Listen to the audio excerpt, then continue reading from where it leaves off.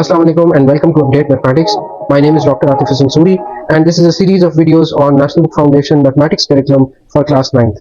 In this video, we are going to discuss the topics of square root of a real number, nth root of real number, the concepts of radicals and radicands, as well as the laws of exponents and indices. Recall the concept of a square root of a real number. A square root of a non-negative real number, that we mean by non-negative greater than or equal to 0, is a number m whose square is n, that is m square is equal to n. अब यहाँ पे ये चीज ध्यान में रखिएगा कि non negative लिखने का मकसद ये है कि नेगेटिव रियल नंबर्स का स्क्वायर रूट पॉसिबल नहीं होता, क्योंकि किसी भी नंबर का स्क्वायर जो है वो नेगेटिव के इक्वल नहीं होता. ऐसे नंबर जो है वो इमेजिनरी हो जाते हैं, वो रियल नंबर्स नहीं कहलाते. उसके बाद any positive real number has two square roots. एक उसका पॉजिटिव स्क्वायर रूट होता है और एक उसका नेगेटिव स्क्वायर रूट होता है. मिसाल के तौर पर 16 के दो स्क्वायर रूट्स हैं 4 और -4, क्योंकि दोनों का स्क्वायर 4 का स्क्वायर भी 16 के इक्वल है और -4 का स्क्वायर भी 16 के इक्वल है. फिर उसके बाद हम बात कर लेते हैं पॉजिटिव स्क्वायर रूट्स की, जिन्हें हम प्रिंसिपल स्क्वायर रूट्स भी कहते हैं. Principal square root of a number n is denoted by the symbol square root of x. और अगर हमने किसी नंबर के नेगेटिव स्क्वायर रूट को रिप्रेजेंट करना हो तो हम उसके साथ माइनस स्क्वायर रूट एक्स लिखेंगे. जहां भी आप स्क्वायर रूट एक्स का साइन देखेंगे इसका मतलब होगा प्रिंसिपल स्क्वायर रूट, यानी किसी नंबर का पॉजिटिव स्क्वायर रूट. तो इस लिहाज से ये जरा ध्यान में रखिएगा कि 25 का जब आप प्रिंसिपल स्क्वायर रूट लेंगे तो वो 5 के इक्वल होगा और -5 के इक्वल नहीं होगा. फिर जब हम स्क्वायर रूट के कॉन्सेप्ट को जनरलाइज करते हैं, then there is a concept called nth root. For any real number a and b and any positive integer n which is greater than 1, if a power n is equal to b, यानी अगर a की power n जो है वो b के equal हो तो फिर a जो होगा वो b पावर 1 ओवर n के इक्वल होगा. और उस सूरत में हम ये कहेंगे कि a जो है वो b का nth रूट है. So if a power n is equal to b, then a is called nth root of b and b is called nth power of a. For example, the cube root of 64 is 4 because 4 cube is equal to 64. अगर आप 4 को 4 से multiply करें 3 times, 4 multiplied by 4 multiplied by 4, तो that is equal to 64. और notation जो हम use करते हैं nth रूट के लिए, तो x power 1 by n is represented as the nth root of x. यहाँ पर आप देखें रूट साइन के ऊपर जो है वो एक छोटा सा n लिखा हुआ है. Then we have the concept of radical, radicand and index. This square root sign और nth root sign, ये जो सिंबल हम यूज करते हैं इसको हम कहते हैं रेडिकल साइन.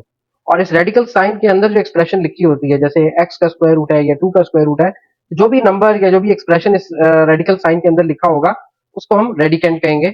और लास्ट में आता है इंडेक्स, यानी इस रेडिकल साइन के ऊपर जो n लिखा हुआ है, जो जितनी पावर 1 बाय n आप ले रहे हैं, that is called the index of this radical. For example, we have this cube root of 35. Here the index of this radical is 3, जैसे आपको नजर आ रहा है.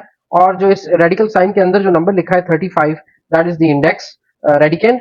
फिर उसके बाद नेक्स्ट हमारे एग्जांपल के अंदर एक्स वाई ओवर जी का फिफ्थ रूट है, इसका मतलब है यहाँ पे इंडेक्स 5 है और रेडिकेंड जो है वो एक्स वाई ओवर जी है जो एक्सप्रेशन. और थर्ड एग्जांपल के अंदर square root of minus x y ji whole power 4, इसमें इंडेक्स जो है वो 2 है क्योंकि ये स्क्वायर रूट था. और जो रेडिकल साइन के अंदर जो एक्सप्रेशन लिखी है वो है g minus x y ji whole power 4, that is the radicand of this expression. Then we have the properties of radicals for any integer n greater than 1 and for all real numbers a and b. The first property says that the nth root of a multiplied by the nth root of b is equal to the nth root of ab. यानी अगर a और b दो real numbers हैं और उनके ऊपर एक ही root sine है, सेम इंडेक्स है, तो उसको आप अलग-अलग रूट साइन के साथ लिख सकते हैं with the same index product के तौर पर. या अगर वो अलग-अलग लिखे हुए तो उनको आप सिंगल रूट के अंदर लिख सकते हैं अगर इंडेक्स सेम है तो. और इसी तरह क्वोशिएंट में भी होगा, यानी root nth root of a over nth root of b is equal to the nth root of a over b, यानी आप उसको सिंगल nth रूट के अंदर लिख सकते हैं. यहाँ पे ये चीज ध्यान में रखना जरूरी है कि सेकंड पार्ट के अंदर b जो है वो नॉन जीरो होगा, क्योंकि डिवीजन बाय जीरो मैथमेटिक्स में अनडिफाइंड होती है. For example, a part says square root of a multiplied by square root of 7b is equal to square root of 14ab. यानी हमने यहाँ पे रेडिकेंड्स को 2a को और 7b को मल्टीप्लाई कर दिया, इट बिकम्स 14ab बिकॉज दोनों के ऊपर सेम इंडेक्स का रूट था, दोनों के ऊपर स्क्वायर रूट था. Similarly in b part 1 over x multiplied bye 2 over y के ऊपर जो स्क्वायर रूट था, दोनों एक स्क्वायर रूट के अंदर दोनों का प्रोडक्ट ले लिया. हम जब मल्टीप्लाई करेंगे दोनों रैशनल नंबर्स को तो 1 2 से मल्टीप्लाई होगा, numerator multiplied by numerator and denominator multiplied by denominator, so this becomes 2 over xy. और ये सिंगल रूट साइन के अंदर आ जाएंगे. जबकि जो इसका थर्ड पार्ट है, that is cube root of 3 multiplied by square root of 2, इनको हम by the previous rule on the last slide हम इनको मल्टीप्लाई इस तरह नहीं कर सकते क्योंकि इनके ऊपर डिफरेंट इंडिसेस है. इसके ऊपर इंडेक्स 3 है, इसके ऊपर इंडेक्स 2 है. इसको हम डायरेक्टली ऐसे मल्टीप्लाई नहीं कर सकते, हमें इसके ऊपर कुछ और मैनिपुलेशन करनी पड़ेगी इनको मल्टीप्लाई करने। Then we have a very basic but important concept called the base and exponent.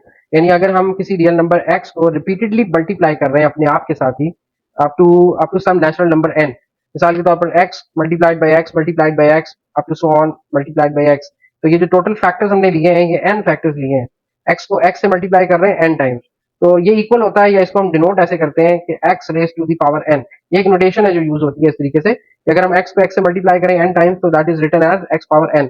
इसमें जो पावर में लिखा हुआ है जो सुपरस्क्रिप्ट में, इसको हम इस नंबर को हम कहते हैं एक्सपोनेंट, और जो बेस है वो इसकी x है, यानी जो जिसकी पावर आप ले रहे हैं दैट इज कॉल्ड बेस, जो रियल नंबर था, और जो नेचुरल नंबर था जितनी पावर आपने ली है दैट इज कॉल्ड एक्सपोनेंट।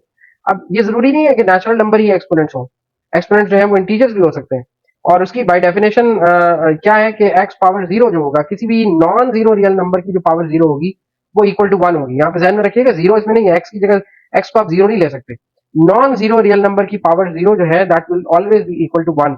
जबकि अगर कोई नेगेटिव एक्सपोनेंट है तो x पावर n को आप पॉजिटिव बनाने के लिए वन ओवर की फॉर्म में उसका रेसिप्रोकल ले लेंगे, तो वो पावर जो है उसका साइन चेंज हो जाएगा, n बिकम्स माइनस n।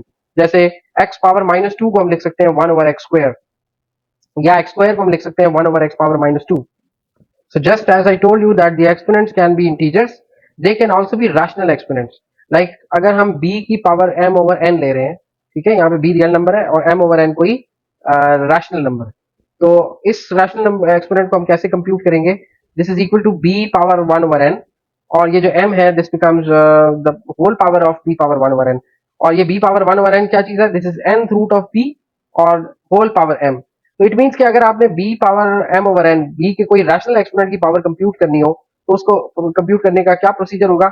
सबसे पहले आप b का nth रूट लेंगे जैसे हमने यहाँ लिया, और फिर उसके बाद आप उसकी m की पावर लेंगे, m पावर लेंगे उसकी। Then at the end we have the properties of exponents, जिनकी मदद से हम exponents को की expressions को simplify कर सकते हैं। तो these are 7 rules in total। तो पहला उनमें से ये है कि a पावर m को जब आप a पावर n से मल्टीप्लाई करते हैं तो this is equal to a power m plus n।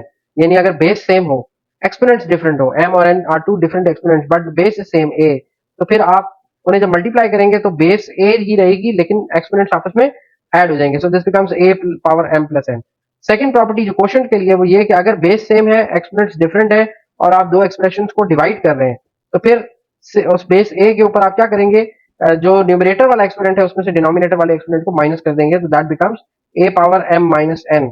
और third property says that a power minus n is equal to one over a power n, ये हम ऑलरेडी डिस्कस भी कर चुके हैं पीछे। Fourth one is a b whole power n is equal to a power n multiplied by b power n। यानी अगर ये भी हम प्रॉपर्टी डिस्कस कर चुके हैं प्रॉपर्टीज ऑफ nth रूट के अंदर, तो बिल्कुल इसी तरीके से कि अगर दो नंबर्स का प्रोडक्ट है और उसकी कोई होल पावर n है, अब चाहे वो इंटीजर पावर हो, इंटीजर एक्सपोनेंट हो, या रैशनल हो, या रूट हो, कुछ भी हो, तो आप उसको अलग-अलग दो प्रोडक्ट दो पावर्स के तौर प्रोडक्ट के तौर पर लिख सकते हैं, that becomes a power n multiplied by b power n। इसमें और प्रॉपर्टी नंबर वन में क्या डिफरेंस है, प्रॉपर्टी वन और फोर में क्या डिफरेंस है? प्रॉपर्टी वन में हमारे पास बेस सेम थी, एक्सपोनेंट डिफरेंट थे, इसलिए आपने एक्सपोनेंट्स को ऐड कर दिया। यहाँ पर बेस डिफरेंट है दोनों की, a and b base is different but exponent is same, तो जब आप इन्हें मल्टीप्लाई करेंगे तो आप एक एक्सपोनेंट के अंदर दोनों बेसिस का प्रोडक्ट ले लेंगे, यानी a b whole power n कर देंगे। फिर उसके बाद प्रॉपर्टी नंबर 5 ये कहती है कि ए पावर एम, ठीक है, और उसकी होल पावर एन जब आप ले रहे हैं तो this is equal to a power m n, यानी आप एक्सपोनेंट्स को मल्टीप्लाई कर देते हैं, ठीक है। जब एक्सपोनेंट एक एक्सपोनेंट हो और उसके बाहर एक और एक्सपोनेंट हो तो फिर आप क्या करते हैं? बेस वही रखते हैं, ए एक्सपोनेंट्स को मल्टीप्लाई कर देते हैं, यानी एम एन को मल्टीप्लाई कर देते हैं। And last one is a over b whole power n is equal to a n over b n। ये भी हम प्रॉपर्टी पहले डिस्कस कर चुके हैं, इसमें भी आप ध्यान में रखें कि b नॉट इक्वल होना जरूरी है, और उसी तरीके से यहाँ पर जब बेस डिफरेंट होगी, एक्सपोनेंट सेम होगा, तो आप उनको एक एक्सपोनेंट के अंदर दोनों उस क्वोशंट को इकट्ठा करके लिख सकते हैं।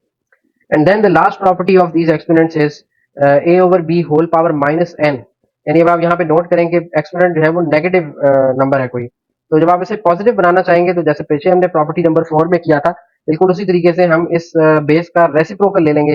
वहां पे भी हमने वन ओवर एक्स किया था, यहाँ पे भी हम इसको रेसिप्रोकल ले लेते हैं, तो ये बी ओवर ए हो जाता है। तो अगर एक्सपोनेंट को का साइन चेंज करना है, माइनस एन से एन करना है, तो आप बेस को रेसिप्रोकल लेंगे b over a whole power n. So that's it for this video. And if you want to see the implementation of these properties of exponents and laws of exponents, then do watch my next video in which I'm going to solve the exercise 1.2 of National Book Foundation curriculum class 9th. And do give me your feedback about this video, and please like, share and subscribe and click on bell icon for the updated content.